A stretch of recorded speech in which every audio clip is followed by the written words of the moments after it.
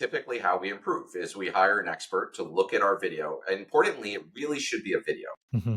Notes just don't, because we're not aware of what we're doing wrong. We can't write down in the notes and often when we watch videos with trainees, they're like, oh, I screwed this up. They actually did that part well. It's something else they messed up, right? And they can't be aware of it. It's not. I mean, if you think about it, if you were a painter, imagine getting better at painting by writing notes about your painting and showing the notes to the professor. And your notes are like, oh, my painting this week, I had a lot of red, and then the green was really thick. Do you think that was a mistake? Like the professor would be like, I have no idea. I have to see the painting. And that's what therapy's like. It's very subtle. It's very nuanced. It's very emotional. And notes just can't capture it. There's no chance. And so, but show your videos to experts and get the feedback from the experts. Try to get them to identify a micro skill. Now, this can be challenging because many experts are not taught to think in terms of micro skills. They're taught to think in terms of these big concepts, right, like have a better alliance or, more congruence. And, all that is great, but it's vague. It's not very actionable. And ideally what we want is actionable micro skills that you can rehearse many times. And so how do you help people actually figure out when they're watching a session, how to identify the micro skill? We put them through a 1-year residency on how to learn how to. And what's like this, like, give us just real quick, like, what's the, the secret? I can't even come up with the words, There's a lot. I mean, the issue is there's a lot of things that go into it. And that's why it takes a year in our experience, it takes a year to really learn how to do it.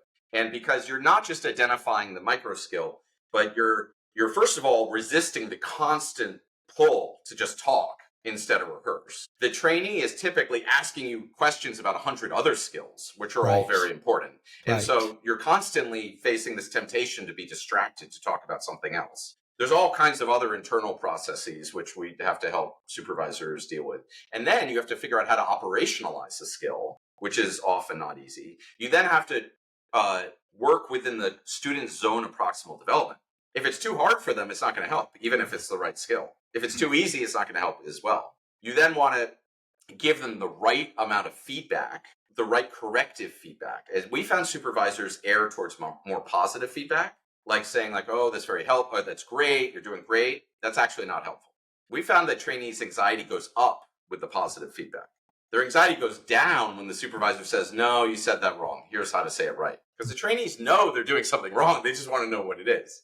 And so there's a whole art to feedback that we provide. There's a whole art to how much rehearsal, when to move on to another skill. It goes on and on and on. So we found it takes about a year to learn. And that it's interesting you say that the students will really focus on a lot of other stuff. And that's something that I've definitely found in teaching, so for the one basic skills course I teach, we use the Clara Hill book. Yeah. And so she has very explicit skills and we follow the book very much so. So they're working on very specific things. Great. Yeah. And one of it doesn't matter how many times I say it in class, they're always saying, yeah, but what about this? And what about, it's like, right.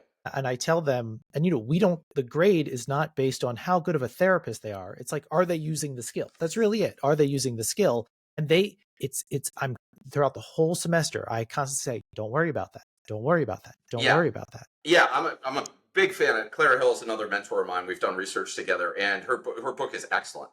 I'm glad you mentioned that. And look, it's natural that the trainees want to know all these things. Like, of course they want to know. They want to help people, right? They became therapists because they want to help people. And when you're practicing baseball, you want to win the game. You don't want to just practice the one move.